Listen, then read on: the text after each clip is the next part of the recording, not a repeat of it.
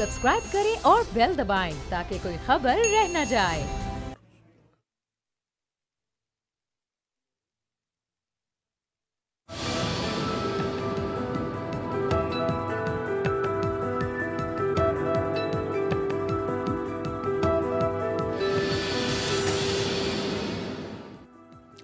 अस्सलाम वालेकुम व्यूअर्स, मैं हूं आपके साथ अमीर अब्बास और आप देख रहे हैं तब्दीली। एस्टोनिया मशरकी यूरोप का एक छोटा सा मुल्क है जिसने सोवियत यूनियन के टूटने के बाद 1991 में आज़ादी हासिल की थी। 2004 में एस्टोनिया ने यूरोपीय यूनियन और नेटो में शमूलियत इख्तियार की। यह मशरकी यूरोप का तेजी से तरक्की करने वाला 17,500 मुरब्बा मील पर फैला एक छोटा सा लेकिन खूबसूरत मुल्क है।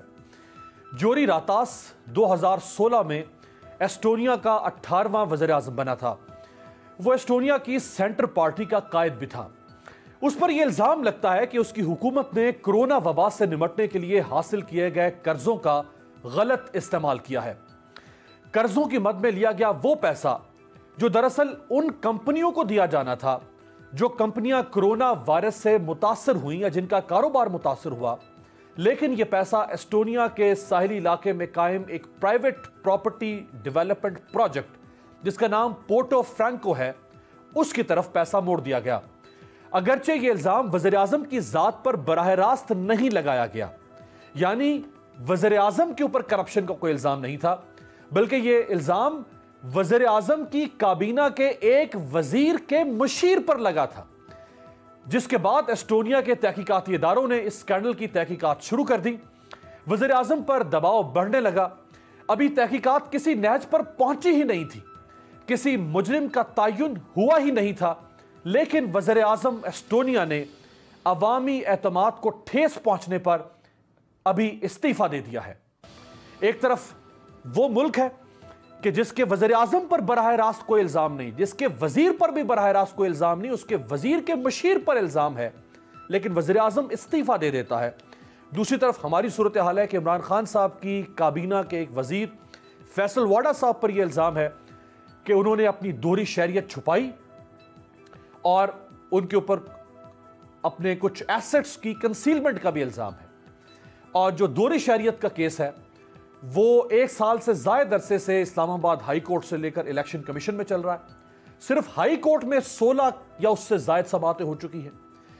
इसी तरह से इलेक्शन कमीशन में निस्फ दर्जन से ज्यादा समातें हो चुकी हैं, लेकिन ना तो फैसल वाडा साहब इस्लामाबाद हाई कोर्ट में पेश हो रहे हैं, ना फैसल वाडा साहब इलेक्शन कमीशन में पेश हो रहे हैं।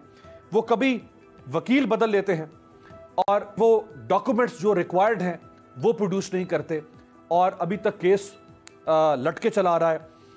लेकिन दूसरी तरफ इमरान खान साहब, जिन्होंने वज़ीर आज़म बनते ही ऐलान किया था कि एहतसाब उनसे और उनकी काबीना से शुरू होगा, और यही इमरान खान साहब की सियासत का तुर्रा इम्तियाज था जिसकी वजह से लोगों ने उनको वोट दिया कि वो अपने से एहतसाब शुरू करेंगे। उन इमरान खान साहब ने बजाय ये कि अपने वजीर की बासपुर्स करते, सरजनिश करते कि आप केस में ताउन क्यों नहीं कर रहे, केस को कंक्लूड क्यों नहीं होने दे रहे, उन्होंने अपने उसी वजीर को कौमी असम्बली यानी ऐवान ज़ेरी से उठाकर प्रमोट कर दिया और उनको अब ऐवान बाला मुल्क की जो सेनेट है उसका टिकट दे दिया है सिंध से। तो क्या ये इमरान खान साहब के मॉरल स्टैंडर्ड्स के मुताबिक है या नहीं, ये एक अहम सवाल है। इस पे बात करते हैं। और इसके अलावा जो सेनेट के इलेक्शन की वजह से जो इस वक्त सियासी गर्मा गर्मी है उस पर भी बात करेंगे। मेरे साथ जो 4 मोतबर शख्सियात मौजूद हैं, ऑनरेबल सीनियर रहनुमा पाकिस्तान तहरीक इंसाफ सेनेटर मोहसिन अजीज साहब हमें ज्वाइन करें। सर आपका बहुत शुक्रिया। सेनेटर जाहिद खान साहब, honourable member Awami national party, senator Ataur Rahman साहब, सीनियर मरकजी रहनुमा जमीयत उलमा इस्लाम फजल रहमान ग्रुप और पाकिस्तान के सीनियर सियासतदान, तकरीबन 4 से 5 दहाइयों पर फैला हुआ इनका सियासी तजुर्बा, सेनेटर अनवर बेग साहब हमारे साथ मौजूद है।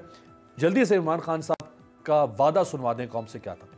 राइट जी, मोहसिन अजीज साहब से स्टार्ट करते हैं। सर, भले वाडा साहब के ऊपर कोई इल्ज़ाम साबित नहीं हुआ, लेकिन इल्ज़ाम उन पर यह लग रहा है कि केस चलने ही नहीं दे रहे हैं और वो स्टिल अभी उनके ऊपर एक इल्ज़ाम है और अभी तक वो उससे उनका एक्विटल नहीं हुआ, उस तरह से उनकी इनोसेंस साबित नहीं हो पा रही है। क्या प्राइम मिनिस्टर इमरान खान साहब के मॉरल स्टैंडर्ड्स जिनको इतना आइडियलाइज किया जाता रहा, क्या ये उसके टच स्टोन को मैच करता है कि वो उनको यहां से उठा के और ऊपर प्रमोट कर दें? बिस्मिल्लाहिर्रहमानिर्रहीम। आपका जो सवाल है जी फैज़ल वाडा साहब के साथ, तो मुझे उनका बहुत ज़्यादा इल्म तो नहीं है, अलबत्ता ये मुझे इल्म है जो थोड़ा बहुत है जानता हूँ कि उनके जो है डेट ऑफ नॉमिनेशन और डेट ऑफ जब उन्होंने अपनी ड्यूल नेशनलशिप छोड़ी थी उसमें कुछ थोड़ा सा मसला है कि उन्होंने पहले छोड़ना चाहिए था, नॉमिनेशन के वक्त छोड़ना चाहिए था या इलेक्शन के वक्त छोड़ना चाहिए था। लेकिन बात यह है कि देखिए, ये तो जो आप फरमा रहे हैं, बात तो ये है कि ये लॉज में लकूनस हैं और लॉज में लकूनस के लिए यही असम्बलीज़ होती हैं कि लॉज को कोई फ्लाउट ना कर सके, लॉज को कोई मिस इंटरप्रेट ना कर सके और उसके पीछे कुछ छुप ना सके। तो हम इसीलिए असम्बलीज़ में जाते हैं कि इसीलिए जो है वहाँ पे लोग मौजूद होते हैं कि अगर इस तरीके से कोई चीज़ है तो उसको जो है दूर। बात यह है कि जहाँ तक हमारी पार्टी का सवाल है, तो देखिए, अगर यहाँ पे इतना इम्पोर्टेंट आदमी जो थे जहांगीर तरीन साहब, जिसको हर एक आदमी ATM के नाम से यहाँ पुकारते थे, उन पे अगर कोई इल्ज़ाम लगा तो फौरी तौर पे एक्शन लिया गया। यहाँ पे अगर आज वीडियो लीक हुई है तो फौरी तौर पे एक्शन लिया गया। अगर इससे पहले कोई लेन देन का कारोबार में लोग मुलविस पाए गए 2018 में, तो उनको 20 आदमियों को पार्टी से निकाल दिया गया। वो इलेक्टेबल्स थे, इलेक्टेबल्स को निकाल दिया गया। तो मैं समझता हूँ कि जहाँ पे और पार्टीज़ का सवाल है और हमारी पार्टी का सवाल है, there is a vast difference between the other parties and PTI, कि जो यहाँ पे जब इस तरीके की बात होती है तो उस पर एक्शन लेती है और उसके ऊपर जो है कुछ कमीशन बनते हैं, उसके रिजल्ट कराते हैं सामने। अच्छा, मोहसिन साहब, आपको नहीं लगता सर तरीकों को दूसरे लोगों को भी फॉलो करना चाहिए? आपको नहीं लगता कि ये मुनासिब नहीं था कि वज़ीर आज़म अपने वजीर से पूछते कि भाई आप क्यों अपने आप को क्लियर नहीं करवा रहे हैं हाई कोर्ट से? ये 16 समातें हो चुकी हैं, आप पेश क्यों नहीं हो पा रहे? इलेक्शन कमीशन ने 50,000 रुपए जुर्माना किया फैसल वाडा साहब पर ताउन न करने की वजह से। कि ये सरजनिश नहीं होनी चाहिए थी वज़ीर आज़म की तरफ से अपने वजीर की? तो देखिए, जहाँ तक मैं होगा और इनसे पूछा होगा और इस पे जो है जो लॉ है उसके मुतालिक इनसे समझ डाली होगी कि क्या बात है। मैं नहीं समझता कि he would have been left scot free, कि इनको छोड़ दिया गया होगा। लेकिन जो है, जो कि उन्होंने अपने लॉयर से या जो उसमें मालूमात की होंगी, मैं जो जैसे इमरान खान साहब को जानता हूँ, मैं ये जरूर अपने वसूख से कह सकता हूँ कि उन्होंने जरूर इसकी तस्दीक की होगी एंड देन जिसको जो उनको बताया गया सेटिस्फाई होंगे, तभी जो है उन्होंने उसको जो है एक और जगह पे भिजवाने की कोशिश की है और अभी जो है उनको सेनेट का टिकट दिया है।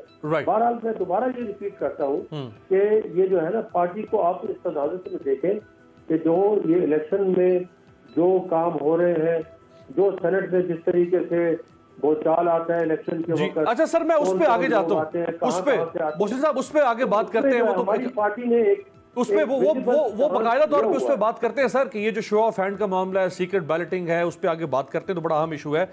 लेकिन अताउर रहमान साहब, ये यानी अगर वो कौमी असम्बली के इस वक्त MNA हैं, कराची की सीट उन्होंने हासिल की है, जो बजाते खुद एक बड़ा एजाज है तहरीक इंसाफ के लिए कि हमने कराची से सीट हासिल की है। शहबाज शरीफ को वो कहते हैं मैं हरा के आया हूं और वफाकी वजीर हैं, क्या जरूरत पेश आ गई उनको सेनेट में भेजने की सर?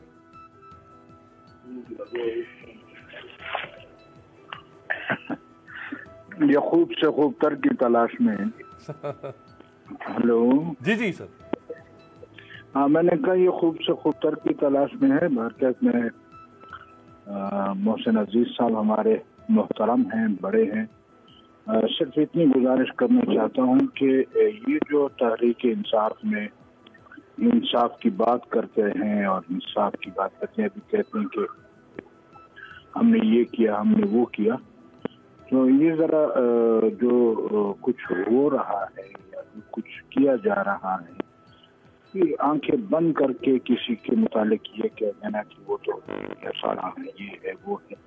अभी आपने जिक्र किया कि रशिया से एक मुल्क जो आज़ाद हुआ था, उसके उसने सिर्फ कौम को एक एतमाद का ठेस पहुंचा जिसकी बुनियाद पर मुस्तफी हो गए। यहाँ तो सूरत हाल आपकी नज़र में भी है और पूरी दुनिया देख रही है कि अखलाकी करप्शन से लेकर पता नहीं कौन कौन सी करप्शन करके लॉस एंजलिस से लेकर यहाँ तक बी चौक तक जो कुछ हमारे सामने हो, क्या ये करप्शन नहीं है? क्या इसको कौम से दूर किया जा सकता है?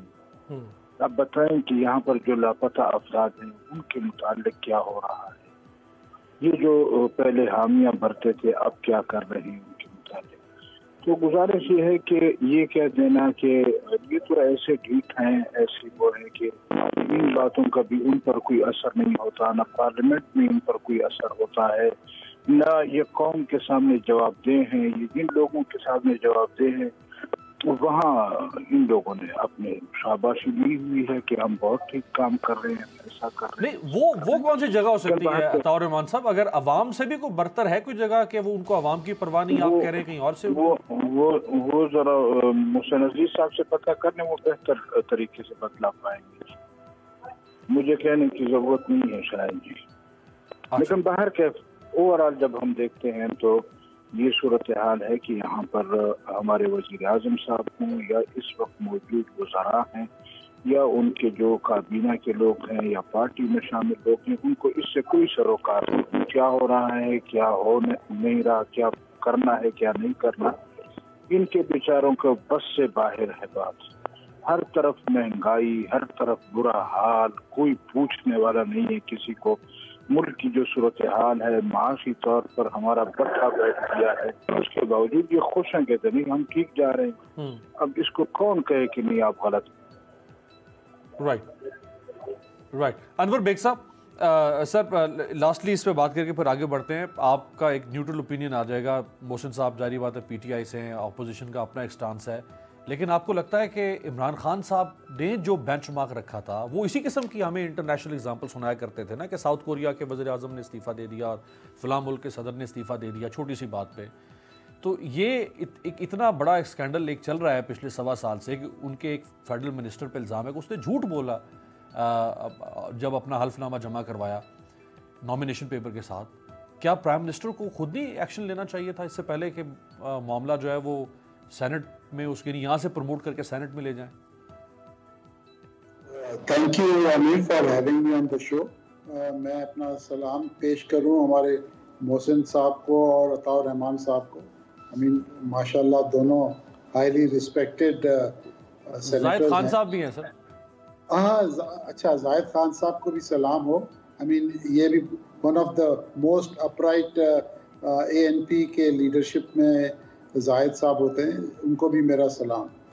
अच्छा जी, जहाँ तक आपने मुझे सवाल किया अमीर, मैं खुद थोड़ा सा यानी शॉक में चला गया हूँ कि आपने अपने इंट्रोडक्शन में सही कहा था कि लोगों ने PTI को सपोर्ट किया for a change, but unfortunately मुझे आज ऐसे महसूस होता है कि 2.5-3 साल के बाद कि PTI भी वही गेम्स खेल रही है जो पीपल्स पार्टी और PMLN खेला करती थी। तो व्हाट इज द डिफरेंस? कोई डिफरेंस नहीं है, यानी कोई चेंज नहीं है मुल्क के अंदर, कुछ भी नहीं है, सब कुछ एज यूजुअल चल रहा है। अब आपने मुझे एक मिनिस्टर साहब का पूछा, फैसल वाडा साहब का। I am shocked my self eight prime ministers decision कि भाई जब एक बंदा ना इलेक्शन कमीशन के आगे अपीयर हो रहा है, ना हाई कोर्ट के आगे अपीयर हो रहा है, ना अपनी कोई क्लैरिफिकेशन दे रहा है, ना अभी उनका फैसला आना है, और आपने उनको अपग्रेड करके सेनेट में आप ला रहे। ठीक है, आप ले आए, आपकी मर्जी है, बट कल को अगर मिसाल के तौर पे डिसीजन आता है सुप्रीम कोर्ट का कि the gentleman is disqualified under 62-63 because of misrepresentation of fact, तो फिर तो आपकी कितनी बेइज्जती होगी कि आपने उनको अपग्रेड किया विदाउट रीजनिंग आउट। उनसे ये पूछते हैं कि भाई आप इतनी पेशियों में पेश नहीं हुए, अपनी क्लैरिफिकेशन दें। पर as I said, I mean there is no change in Pakistani politics, ऐसे ही चल रही है। और अब तो इस बात पे मैं पहुंचा हूं कि भाई जहाँ तक सेनेट के इलेक्शंस रहे कि जो बोलियां लग रही हैं, जो दाम चल रहे हैं, हमेशा चलते रहे, बट इस दफा तो हद हो गई है। तो अगर ये एवरीथिंग इज फॉर सेल, फिर तो ये डेमोक्रेसी जो है ये तो एक फार्स है, यानी ये कोई डेमोक्रेसी नहीं है, ये तो कैपिटलिस्ट स्मगलर्स जो काला धंधा करते हैं, अपने काला धंधे को प्रोटेक्ट करने के लिए इतना माल खर्च करके सेनेट में आते हैं कि भाई आपके पास हर high profile personality within the country आपको एक्सेस होगी, आप अपने काम करेंगे। तो मैं नहीं समझता कि मुल्क के लिए इस 2.5-3 साल में कोई भला हुआ। आई एम श्योर अगर मोहसिन अजीज साहब मेरे बड़े अच्छे दोस्त हैं, फैमिली फ्रेंड हैं, I mean I have known him for long, ये एक बहुत पोटेंशियल मिनिस्टर थे पीटीआई के, specially in commerce. He is got a very vast textile knowledge. इनको नहीं सेलेक्ट किया, एक आउटसाइडर को ले आए, उनको आपने रज़ाक दाऊद को किया और Razak Dawood has done nothing in 2.5 years। तो मैं ये समझता हूँ वो मेरिट जो प्राइम मिनिस्टर साहब जिक्र किया करते थे अपनी कैंपेन में और पीछे अपने 20 साल की स्ट्रगल में, जब वो पावर में आए उन्होंने वही काम किया जो पहले वाले करते थे। So there is no difference today के between the past and the present. Right. Zahid Khan साहब, 2 मिसालें हमारे सामने हैं। हारून अख्तर साहब सेनेटर थे, उनको नाहल किया सुप्रीम कोर्ट ऑफ पाकिस्तान ने। सादिया अब्बासी साहिबा को नाहल किया सुप्रीम कोर्ट ऑफ पाकिस्तान ने। दोनों को डुबल नेशनलिटी के ऊपर नाहल किया। और हारून अख्तर साहब जो हैं, अगर मैं गलत नहीं हूं तो शायद जब उन्होंने कागजात नामजदगी जमा करवाए थे तो उस दिन उनके पास कैनेडियन शहरियत थी। इसी तरह का केस है फैसल वाडा साहब का। तो क्या मतलब हम किसी से भी कुछ एक्सपेक्ट कर सकते हैं? क्या इमरान खान साहब को ये करना चाहिए इस तरह से, जिस तरह उनकी हुकूमत का तर्ज हुक्मरानी है? अमीर अब्बास साहब, मुझे हैरत है मोहसिन अजीज साहब कि उसने अजीब से 2 बातें की। उसने कहा कि जी कानून में लेकुनियत है और कानून की लेकुनियत की वजह से वो पैदा उठा रहे। इंटरप्रिटेशन असम्बलियां नहीं करती है, सेनेट नहीं करते हैं, कानून वो बनाते हैं, इंटरप्रिटेशन हाई कोर्ट्स करते हैं। और अभी इस वक्त आपको मालूम है कि इस वक्त हमारे इदारे तो बिल्कुल मफलूज है, वो तो प्रेशर में। अभी आप इलेक्शन कमीशन से क्या तवक्कुल करोगे? 18 महीने एक केस चल रहा है, वो डिसीजन नहीं ले सकता है, वो पेश होते या नहीं होते हैं, कानून इसको क्या कहता है, उस पर एक्शन क्यों नहीं लिया जाता है? हाईकोर्ट, इस्लामाबाद हाईकोर्ट के अगर कुछ और होता तो वो कभी सलाखों की पीछे भी होता, तो अभी तक उसके खिलाफ क्यों एक्शन नहीं लिया जाता? अजीब सा मंतक है, अजीब सी बात कर रहे हैं। तो सर वो कहते जहांगीर तरीन को, जहांगीर तरीन ने अभी शुगर का जो स्कैंडल किया तो उसमें आपने क्या सजा दी? वो लोगों की जेबें काटी, उसने छुट्टी की और छुट्टी में आपने उसको तो कुछ नहीं किया। वो एटीएम कार्ड है आपके लिए इस्तेमाल हो रहा है। मैं आपकी बात बताना चाहता हूँ, एक की जी 62 बिल्कुल वाज़ेह है, आईन है, कोई दूसरी राय उसमें नहीं है। ये जो नेशनलिटी वाला बंदा वो एमएनए या सेनेटर नहीं बन सकता है, इसको बना दिया गया। क्यों?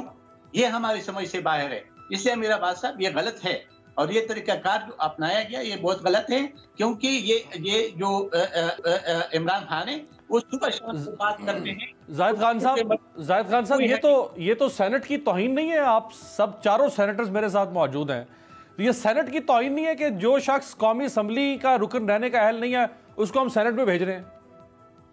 देखिए मेरा बात साहब, ये तो तौहीन है ही है। तौहीन ये नहीं है जिसको चेयरमैन बना दिया, उसने एक दिन का सियासत नहीं की थी, उसको कहां से कतरे में उतार दिया। और जब उसके खिलाफ नो कॉन्फिडेंस है तो जब लोग खड़े हो गए, सेनेटर्स खड़े हुए तो 64 थे, जब वोट डाला गया तो 45 थे। तो ये चीजें ऐसी है कि इस मुल्क में ये कहते हैं कि जी हम नहीं कर रहे। तो ये जो चेयरमैन वाला मामला था ये तो किसने किया? ये तो इमरान खान ने किया। और दूसरी सबसे बड़ी बात है, जो मंडी लगी थी ना, वो स्पीकर हाउस में लगी थी पेशावर की, इन्हें पख्तूनख्वा के असेंबली के स्पीकर के हाउस में लगी थी। और परवेज खटक और वो बंदा खुद कह रहा है कि जी मुझे तो कुछ नहीं, परवेज खटक के होते हुए मुझे पैसे दिया गया। तो जब ये चीज हो कि पार्टी, लेकिन वो पैसा तो आपके दोस्तों ने दिया था ना, पीपल्स पार्टी वालों ने, ये भी तो बात है ना। नहीं, वो ये दोस्त देखिए वो कहते हैं हमें तो हुकूमत ने दिया है, आप कहते हैं कि पीपल पार्टी वालों ने दिया था। पीपल पार्टी वालों ने तो एक बंदे को दिया होगा, तो बाकी तो ये 20 बंदे किसने खरीदे थे। और वो कहते, एक बात मैं बता दूं, ये खुद जब इसकी मीटिंग करते रहे तो ये स्पीकर हाउस में करते रहे, इमरान खान भी जाता रहा, इनके सारी मीटिंग के जो एमपीएस थे उनके वहां पे मीटिंग होते रही। और वो कहते हैं कि हमें बुलाए, हम कहते हैं हमें पैसा उनने दिया है, तो फिर जाए ना करे। अपने इसने 3 वजीर बना दी, क्यों उसके बना दिए? जुडिशल कमीशन बना देते। जब आपने इमरान खान के लिए तो सारी, आपने नवाज शरीफ के लिए तो बना सकते थे, तो उसके लिए बनाए। लेकिन हमारे कोर्ट्स का, हमारे अदालतों का तो मेरा बात साहब ये हाल है कि एक जज कल कह रहा था कि वज़ीर-ए-आज़म को इस्तिस्ना हासिल नहीं है, आज वो कहते हैं वज़ीर-ए-आज़म को इस्तिस्ना हासिल है। तो यहाँ पे जब इंसाफ का ऐसा हाल हो तो फिर उस मुल्क का माशरा कैसे चलेगा? वहाँ इंसाफ जब नहीं होगा तो मुल्क कैसे चलेगा? ये मेरे समझ से। अच्छा, आपने चूंकि वो चेयरमैन सेनेट की अदम एतमाद की तहरीक जो नाकाम हुई उसका आपने जिक्र किया, उस पर एहसन इकबाल साहब ने एक सवाल उठाया, वो जरा जल्दी से सुनवाए, मोहसिन अजीज साहब से उस पर जवाब लेते। राइट, सेनेटर मोहसिन अजीज साहब, इसमें तो कोई शक नहीं ना कि तहरीक अदम एतमाद अगर नंबर्स के हिसाब से देखें सेनेट में तो अपोजिशन के पास नंबर ज्यादा थे, उनकी तहरीक अदम एतमाद कामयाब होनी चाहिए थी, लेकिन सीक्रेट बैलेटिंग का फायदा आपने हासिल किया हुकूमत ने। अब मेरे पास बहुत सारे जवाब देने को है, थोड़ा सा टाइम मुझे दे दें। बात देने को है, थोड़ा सा टाइम मुझे दे दें। जी जी। तो अगर आप यहाँ से बात शुरू करते हैं तो ये किस पार्टी ने दिए थे, अब उस पार्टी के जो मेंबर्स हैं वो वहाँ पे क्यों मौजूद रहे और उसके ऊपर एक्शन क्यों नहीं लिया गया, ये आप किसी पार्टिसिपेंट से पता करें कि वो क्यों ऐसे हुआ है, तो आपको मालूम हो जाएगा कि किसने इसको इजाज़त दी थी, क्यों दी थी, कौन पीछे से छड़ी हिला रहा था। अभी यहाँ पे आके गुफ्तगू कुछ डिफरेंट किस्म की जा रही है। फिर जो है यहाँ पे बात हुई कि ये जो है, ये जो हमारे अब के इलेक्शन है इनमें शफाफियत, तो इस शफाफियत की बात तो सेनेट के अंदर हुई है, 2006 के चार्टर ऑफ डेमोक्रेसी में हुई है, 2014 में नवाज शरीफ साहब ने कहा था ये इतनी मुद्दत हुकूमत में रहे, ये क्यों नहीं हुआ, कैसे हुआ। यहाँ पे बात हुई कि जी ये खटक साहब और जो स्पीकर साहब की बात हो रही है, आप उस आदमी की बात कर रहे हैं जो कि तमाशबीन की तरह वहाँ सिगरेट पी रहा है और सामने उसके पैसे पड़े हैं और वो पैसे दे रहा है, और उस पैसे की वजह से अनवर बेग साहब भी जानते होंगे कि 2 आदमी जो है 2 सेनेटर्स इलेक्ट होके आए और तीसरा जो है इलेक्ट होते होते रह गया, जबकि उनके पास 6 सीटें थी। हमको मालूम नहीं कि SMS और ये इजी लोड का नारा कहाँ से निकला और ये कहाँ पे दफ्तर लगे होते थे, ये आज हमको आके सबक दे रहे हैं। ये अपना गिरबान जरा झांकें कि इसको देखें कि कहाँ पे है। आप वो बात ये वो जो इजी लोड चीफ मिनिस्टर कहते होते थे इमरान अमीर हैदर होती साहब को, आप वो इशारा कर रहे हैं? जी जनाब, वो जिसके भी नाम थे ये आके उनकी बात करें कि SMS किसको कहते थे और इजी लोड कैसे थे। आप ये कहते हैं कि यहाँ सब कुछ इदारे मफलूज हो गए हैं, तो इदारे अगर मफलूज हो गए हैं तो फिर आप इलेक्शन में ऐसा क्यों ले रहे हैं? आपको जो इलेक्शन कमीशन के ऊपर भी एतमाद नहीं है, आपको इस्लामाबाद हाई कोर्ट के ऊपर भी एतमाद नहीं।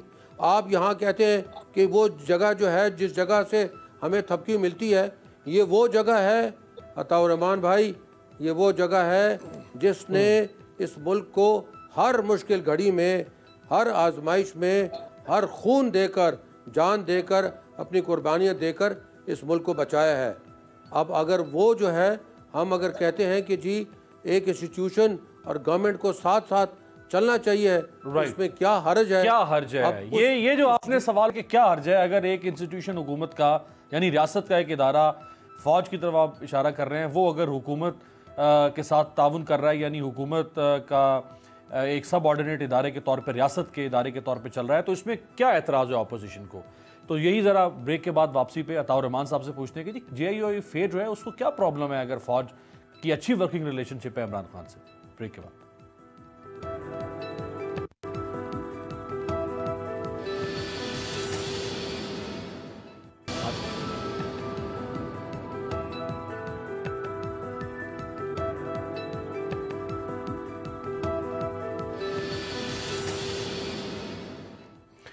ब्रेक के बाद खुश आमदेद। अताउर रहमान साहब, ये क्या प्रॉब्लम है आप लोगों को, ऑपोजिशन को, अगर एक अच्छी वर्किंग रिलेशनशिप है हुकूमत की अफवाज पाकिस्तान के साथ और हमारे सिक्योरिटी इदारों के साथ, तो ये क्या आप लोगों को हसद है ऑपोजिशन वालों को, या आप लोगों को कोई और मसला है? आप क्यों क्या चाहते हैं कि लड़ाई हो आपस में? क्या नहीं, मुझे तो इस पर कोई एतराज नहीं है, लेकिन गुजारिश जरूर करूंगा कि मोहसिन अजीज साहब यहाँ चैनल पर बैठकर अच्छी कैंपेन इन्होंने चलाना शुरू की है। किसकी? अपने इलेक्शन की। ये भी कैंडिडेट है ना अभी सेनेट के। अच्छा। तो जनरल सीट पर ये भी कैंडिडेट है और अच्छी कैंपेन चलाना शुरू कर दी है इन्होंने। इनकी सीट कंफर्म हो जाएगी, मुझे यकीन है इंशाल्लाह। गुजारिश ये है जी कि हमें तो कोई एतराज हो, जिस तरफ मोहसिन अजीज साहब ने इशारा किया है कि एक अच्छी रिलेशनशिप चल रही है, तो वो तो हमारे इदारे जो हैं वो तो फरमा रहे हैं कि हमारा सियासत से कोई ताल्लुक ही नहीं है, जबकि ये लोग उनको सियासत में घसीटने की कोशिश कर रहे हैं और ये कहते हैं कि वो हमारे साथ है, हमें ताउन हासिल है, हमारी सियासत उनकी वजह से है, हमारी सीटें उनकी वजह से है, हमारा सब कुछ उनकी वजह से है और उन्होंने मुल्क के लिए, हमने कब उनकी कुर्बानियों का इनकार किया है? हमने कब इदारे की बेतौफीकी? हम तो कहते हैं कि इदारा जो है एज ए इदारा तवकीली के काबिल है, इज्जत के काबिल है, हम तो उसको मज़ीद इज्जत देना चाहते हैं।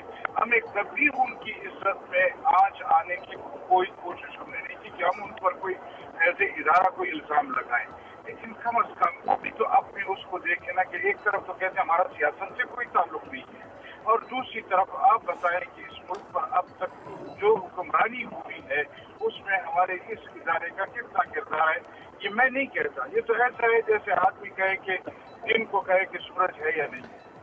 अच्छा अताउर रहमान साहब, कदा कलामी की माज़रत ये मैं आपको सुनवा देता हूँ। ये चूंकि आप सारी बात कर रही है कि इमरान खान साहब के साथ उनका कोई ख़ास ताउन है, अब DGISPR ने आपके इन एतराज़ात का नाम लिए बगैर बिलवास्ता या बिला वास्ता तौर पर जवाब दिया है, ये ज़रा सुनाएं। जी मौलाना साहब, ये तो बात हुकूमत की नहीं है, तो जाहिर बात है इशारा जो है वो आप लोगों की तरफ ही है ना कि आप लोग घसीट रहे हैं फौज को। हमारे साथ हमने कब घसीटा है? हम तो कहते हैं फौज मुहतरम है, हम तो कहते हैं इदारा मुहतरम है, हम तो इस इदारे की इज्जत करना चाहते हैं, लेकिन ये लोग क्यों कहते हैं कि हमारी पुष्ट पर जो है फौज है? और अभी भी जो उन्होंने हम पे बात की है कि वो इतनी कुर्बानियां दे रहे हैं कि क्या है, अपनी इलेक्शन कैंपेन इस तरह चलाई जाती? सर आप पूछे मोहसिन अजीज साहब से कि वो यहाँ बैठ कर क्यों अपने इलेक्शन कैंपेन चला रहा है? नहीं यानी फौज की तारीफ कर देने से इलेक्शन कैंपेन ये कैसे जोड़ रहे हैं आप आपस में? पूछे ना, इनसे पूछे। मैं एक जवाब दूंगा। इलेक्शन कैंपेन आप कर रहे हैं, आपके जलसों में से हवा निकल गई है, आप क्या बोल रहे हैं? आप जो है, जो कि आपने कहा था पेशावर का अपना जलसा देख लें, लाहौर का देख लें, आप बार बार मेरे पे इल्ज़ाम लगा रहे हैं। मैं इलेक्शन नहीं, मैं अपने दिल से बोल रहा हूँ, अपने ज़मीर से बोल रहा हूँ। और जो इज़्ज़त आपने दी है इदारे को, वो इज़्ज़त नहीं है। वो इज़्ज़त अगर आपके लिए बराबर है, क्या बात कर रहे हैं? मैं आपकी इज़्ज़त कर रहा हूँ, आप उस वक़्त से बोल रहे हैं। जी मौलाना, हम वो कहते हैं कि वो रियासत के साथ है, सियासत के साथ नहीं है, और रियासत का हिस्सा है वो। हमें रियासत के साथ जो मोहब्बत है या एतमाद करते हैं, हमें किसी से सर्टिफिकेट लेने की जरूरत नहीं है, ये भी आपको बता दूं। और जिन लोगों को सर्टिफिकेट लेने की जरूरत होती है उनकी जबान ऐसी होती है जिस तरह मोहसिन अजीज बोल रहे हैं। चले, अब आपने फिर उन पे काउंटर अटैक कर दिया मौलाना साहब। ये पता नहीं किस क्या खा के आज आए हुए हैं, ये क्या बोल रहे हैं आज? ये जो है, आपको किस बात का गुस्सा है भाई? किस बात का आपको गुस्सा है?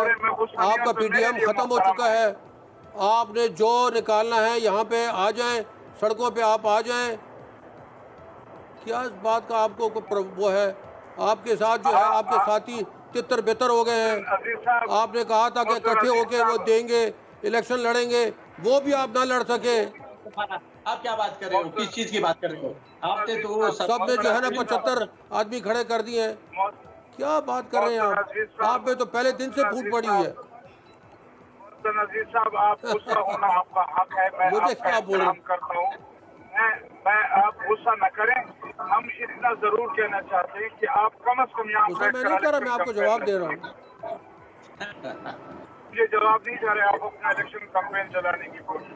अच्छा चले, इलेक्शन कैंपेन, अब जारी बात है इलेक्शन दिल चाहेगा मैं इलेक्शन कैंपेन करूंगा। जहाँ मुझे मौका मिलेगा, जहाँ मुझे मौका मिलेगा, मैं सच को सच बोलूंगा, झूठ को झूठ बोलूंगा, काले को काला बोलूंगा, सफेद को सफेद बोलूंगा। अच्छा, ये मोहसिन साहब कौन होते हैं? मुझे मोहसिन साहब, जैसे मौलाना साहब ने एक एतराज किया है, इसी तरह का एतराज बिलावल साहब ने भी किया है, ANP भी कर रही है, लेकिन कोई मौजूद है, वो अपना जवाब खुद देगी। बिलावल साहब ने क्या फरमाया वो भी दिखाएं। जी जाहिद खान साहब, यानी ये आप सब एक ही तरह की बात कर रहे हैं, अल्फाज ही सिर्फ बदले हुए हैं। जो मौलाना साहब फरमा रहे हैं, बिलावल साहब कह रहे हैं, एनपी भी इसी तरह की बातें कर रही, तो इसमें एतराज़ क्या है? अगर फौज ताउन कर रही है हुकूमत के साथ, जिसको वर्किंग रिलेशनशिप कह सकते हैं, इसमें एतराज़ क्या है? देखिए जी अमीर अब्बास साहब, हमसे ज्यादा तो ये कहते हैं कि इमरान खान जब भी आते हैं तो वो कहते हैं कि फौज मेरे मंशूर के साथ है, मेरे साथ है। वो ये नहीं कहते कि स्टेट के साथ है। स्टेट और चीज होती है, पार्टी और पार्टी की मंशूर, वो पॉलिटिकल पार्टी है, उसके वो खुद कह देता है, और वो खुद जब खड़े होकर तकरीर करते कि फौज के खिलाफ कोई बात न करे, तो इसका क्या काम है? वज़ीर आज़म का यही काम है। तो खुद तो फौज को बदनाम कर रहे। दूसरी सबसे बड़ी बात है कि मोहसिन अजीज ने एक बात की, मैं उसके जवाब देना चाहता हूँ।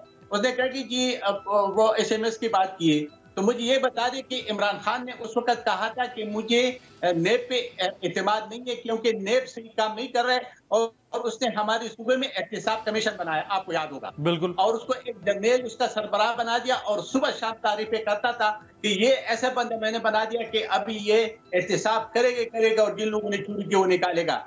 क्या हुआ 8 महीने के बाद?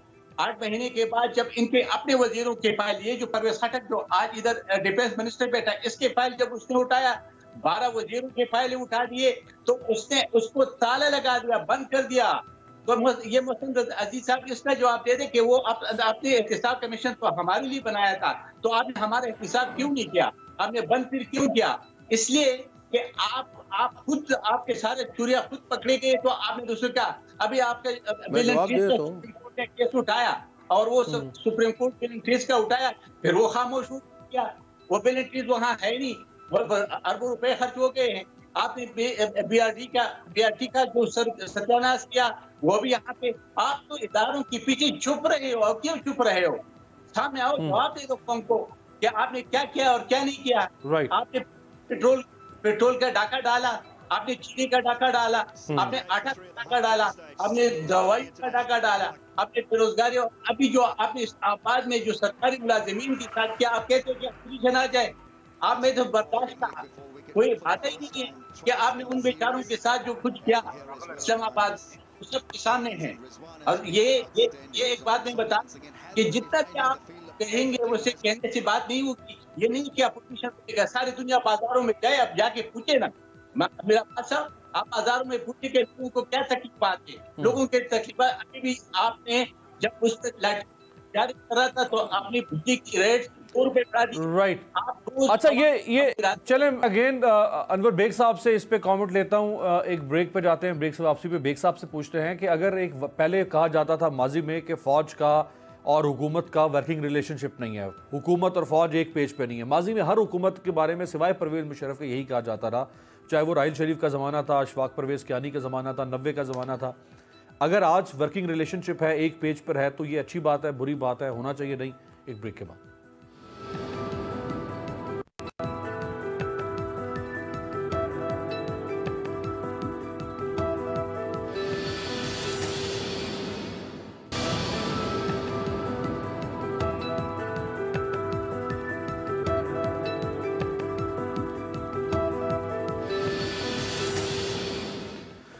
ब्रेक के बाद खुशामदीद। अनवर बेग साहब, माजी में सियासतदानों की ये शिकायत थी कि फ़ौज और सियासतदान या फ़ौज और हुकूमत, सिविलियन गवर्नमेंट एक पेज पे नहीं होती, दोनों 180 डिग्री पे ऑपोजिट मूव करते हैं। तो अगर अब ये हुकूमत कहती कि हमारा इनके साथ अच्छा वर्किंग रिलेशनशिप है, तो क्या ये काबिल एतराज़ बात होनी चाहिए या काबिल तारीफ होनी चाहिए? आपका क्या ओपिनियन है सर?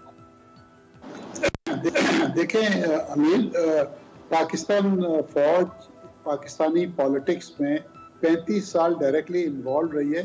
उनका अपना रूल रहा है, मिलिट्री डिक्टेटरशिप्स रही है, मार्शल लॉ रहे। अभी मुश्किल से हमने अपनी जान छुड़वाई मुशर्रफ साहब से 2009 में, 8 के अंदर या 9 में। देखिए, अब ये पिछले, अगर आप ये कहते हैं कि जी फौज इंटरफियर करती है, फौज को नहीं करना चाहिए। देखिए, मैं आपको एक चीज़ बताऊं, मैं पीपल्स पार्टी में भी रहा हूँ और कुछ अरसे नून लीग में भी रहा हूँ। मेरा तजर्बा ये है कि हमारी पॉलिटिकल पार्टीज ने खुद स्पेस दी है मिलिट्री को अंदर आने के लिए। अगर ये लोग अच्छी गवर्नेंस करते, करप्शन कम करते और अगर सही तरीके से मुल्क को चलाते, मैं समझता हूँ कि पाकिस्तान डिफेंस फोर्सेस के पास they have enough of problems in their plate as far as external dangers to Pakistan is concerned. Afghanistan है और मिडिल ईस्ट के इतने प्रॉब्लम्स हैं, तो मैं ये समझता हूँ कि उनके पास तो कोई फुर्सत ही नहीं होगी कि भाई लोकल पॉलिटिक्स के अंदर इन्वॉल्व करे। बट क्योंकि हमारी पॉलिटिकल लीडरशिप्स ने काम ही नहीं किया, यानी स्पेस देते गए। स्पेस अगर आप देंगे तो किसी ने फिल करना है, वो ब्लैंक नहीं रह सकता। तो मैं ये समझता हूँ कि हमारी अगर मिलिट्री फोर्सेस इंटरवीन उन्होंने वो करती हैं तो वो राइटली करती है, बिकॉज स्पेस पॉलिटिकल पार्टीज ने दिया हुआ है। आप एग्जांपल ले लें टर्की का, यानी वहां पे भी यही हाल होता था। एर्दोगान साहब ने टर्की को इकोनॉमी अच्छी करके दी, गवर्नेंस अच्छी करके दी, और आज ये हाल हुआ कि जब मिलिट्री ने उनको थ्रेट किया कुछ साल पहले, पूरी कौम सड़क पे आ गई, यानी टैंकों के आगे लेट गए, तो military had to go back. फिर एर्दोगान साहब ने he picked up the generals who did that coup and he threw them out. Why? Because the people were with him. यहाँ पे वो हाल नहीं है। अच्छा, अब मसला ये है कि अब मिसाल के तौर पे आप पीटीआई की गवर्नमेंट को ले लें, ठीक है, इन्होंने पुअर इकोनॉमी इनहेरिट की, सब कुछ किया, बट अनफॉर्चुनेटली इन्होंने कोई रास्ते मेंड नहीं किए इकोनॉमी के। आज आप सड़क पे जाए, लोग चिल्ला रहे हैं महंगाई से, यानी हर आदमी को पता है, ये कोई नई बात सर। ये आज की खबर, सर आज की दो खबरें बेग साहब आपके और देखने वालों को बता दूं, मुल्क भर में बिजली 2 रुपए महंगी, नोटिफिकेशन जारी। अगली खबर है मुर्गी, आटा, घी, दालों समेत 24 कंज्यूमर प्रोडक्ट्स महंगी हो गई। 24 सर। अमीर, यही तो मैं बात कर रहा हूँ, लोगों की कमरें टूट गई है। डेली 1 रुपया 2 रुपए इस तरीके से प्राइसेस बढ़ती जा रही है, बिजली की, गैस की। ये कारोबारी लोग कैसे काम करेंगे? आप मोहसिन अजीज साहब को पूछ लें, ये कौन से ऑर्डर्स लेंगे? आज कोई रेट देंगे अपने कस्टमर को, कल पता चले बिजली का रेट बढ़ गया है, तो व्हाट विल यू डू? ये या तो नुकसान पे भेजे। तो मैं ये समझता हूँ कि भाई इसको मिलिट्री की इंटरवेंशन रही है हमेशा। Let's admit that fact, because we as political parties we gave them space. हम अच्छी गवर्नेंस करते, वो कभी ना आते। उनको कम प्रॉब्लम्स हैं अफगानिस्तान में। अच्छा, फिर इन्होंने पूरा आपको नॉर्दर्न एरिया क्लियर करके दिया, रोजाना शहादतें हो रही है, daily people are being killed. कभी कोई जवान, कभी कोई कैप्टन, यंग, आप देखें यंग कैप्टन्स की शहादत हो रही है। बिल्कुल सही, देख के रोना आता है। खुदा की कसम रोंगटे खड़े होते हैं कि ऐसे ऐसे जवान बच्चे हमारे लूज किए। Why? Because they are serving the country. They are giving the Pakistanis के रात को ये आराम से सो सकें। आप मिलिट्री को हर जगह आप क्रिटिसाइज नहीं कर सकते। They have done wonders for this country. तो मैं ये समझता हूँ कि पॉलिटिकल पार्टीज को अपना काम सही तरीके से करें, मिलिट्री कभी नहीं आएगी बीच में। हम गड़बड़ करते हैं, यानी टीटियां भेजते हैं और वो पता नहीं क्या क्या नोट भेजते हैं। अरे भाई, अगर इस तरीके से काम चल रहा, इस वक्त पोजीशन ये है कि मुल्क कंगला है और हमारी political leadership are filthy rich. अरे यार, खुदा को माने, ये क्या ये कौम आया था कि इस तरीके से लूट लाट करने के लिए? No sir, no sir, enough is enough. We have to give good governance. और इमरान खान साहब से मैं रिक्वेस्ट करता हूँ, आज 3 महीने होने को आ रहे, यूएई ने वीजा बैन किया है, कुछ पता नहीं चला। यूएई से हमारी होम रेमिटेंसेस $3.5 बिलियन आती हैं साल की, वो हैम्पर होंगी। आप कहाँ से फिल करेंगे? मोहसिन अजीज साहब बैठे हैं, मोहसिन अजीज साहब या कौन सी हमारी मोहसिन अजीज साहब, अनवर बेग साहब स्पीकिंग इज हार्ट आउट, वो बिल्कुल एक न्यूट्रल ओपिनियन दे रहे हैं कि आप लोगों के फेलियर्स हैं। अभी कुछ मैंने महंगाई आपको बता दी, अभी जब हमारा प्रोग्राम चल रहा है तो कुछ देर पहले ओगरा ने मजीद समरी भेज दी है पेट्रोल डीजल महंगा करने के लिए। जनवरी के महीने में 3 दफा आप महंगा कर चुके हैं, अब फरवरी में फिर आप 15 तारीख को महंगा करेंगे। ये इतना जुल्म कैसे सहेगी लोग, अवाम? सर आप मेरे से पूछ रहे हैं? मोहसिन साहब बात करते हैं, उनकी बात में बड़ा वजन है, और वजन ये है कि जिस वक्त से यहाँ पे इंस्टीट्यूट की बात होती है तो हमें उसको उनको ड्राइव नहीं करना चाहिए है। हम ये जो है वो हमारे बहादुर सिपाही हैं, बहादुर लोग हैं जो हमारे को हर मौके पे काम आते हैं। और ये बिल्कुल सही है कि ये जो हमारी पॉलिटिकल पार्टीज हैं, इनमें चूँकि इतने फ्लॉज होते हैं, ये आते हैं पैसे बटोरने के लिए, ये करके मैं बिल्कुल इनसे एग्री करता हूँ। हमारे में भी जो है बिल्कुल करप्शन की नहीं, लेकिन डिलीवरेंस की खामियां होंगी जिनको दूर करने की कोशिश की जा रही है। मैं आपको ये बताता हूँ कि जहाँ तक आवाम का सवाल है, देखिए ये जो या PDM वगैरह की बात होती है, ये यहाँ पे इनका जो है बयानिया जो है वो इसलिए फेल हो गया है कि इनको लोगों ने आजमाया हुआ है। 2 दफ़ा नहीं 4 दफ़ा इनको आजमाया हुआ है, मुख्तलिफ रूप में, मुख्तलिफ जो है ना शक्लों में इनको आजमाया हुआ है। आज उनकी अगर एक होप है तो इमरान खान के पीछे है कि वो समझते हैं कि ये मुश्किल है, मुश्किल का वक्त गुजर जाएगा और यही एक आदमी है जो कि डिलीवरी देगा, क्योंकि सच्चा आदमी है। देखिए जहाँ तक बिज़नेस का सवाल है, मैं आपको ये बड़े इत्मीनान से कहता हूँ कि इस वक्त मुश्किल जो है वो महंगाई की है, जो कि इंशाल्लाह दूर हो जाएगी, लेकिन बिज़नेस फ्लरिश कर रहा है।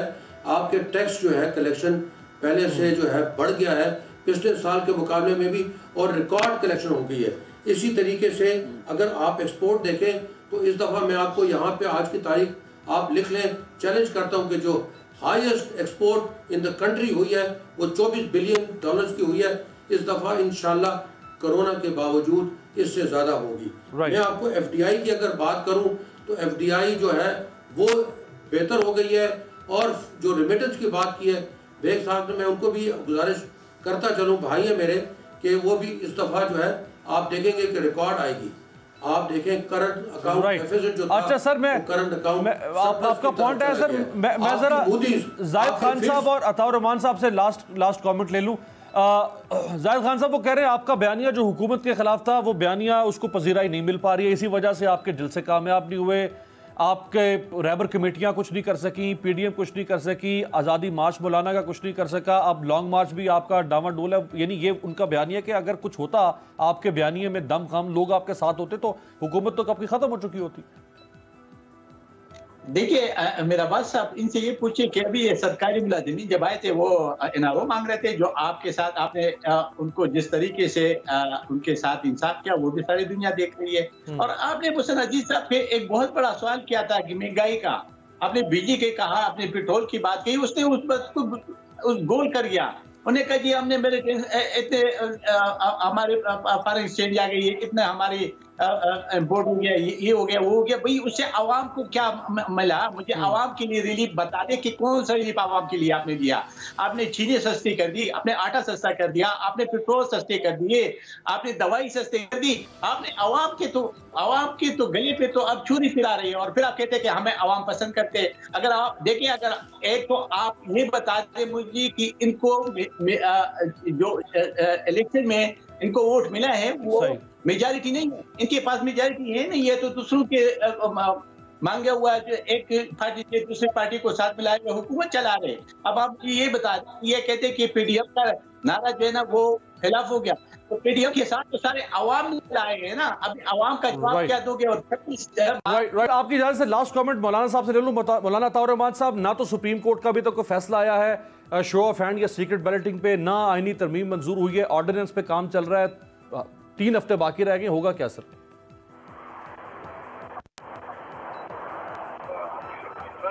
ऐसा है कि मोहसिन अजीज साहब जो कमेंट्स किए हैं अपनी गवर्नमेंट की कारकर्दगी पर, उसको मैं सिर्फ इन्ना लिल्लाहि व इन्ना इलैहि राजिऊन कह सकता हूँ।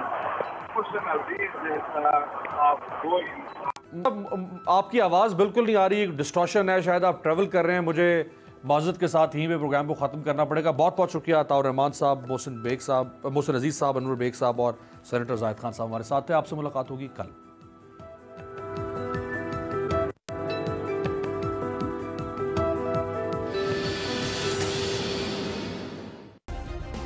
सब्सक्राइब करें और बेल दबाएं ताकि कोई खबर रह न जाए।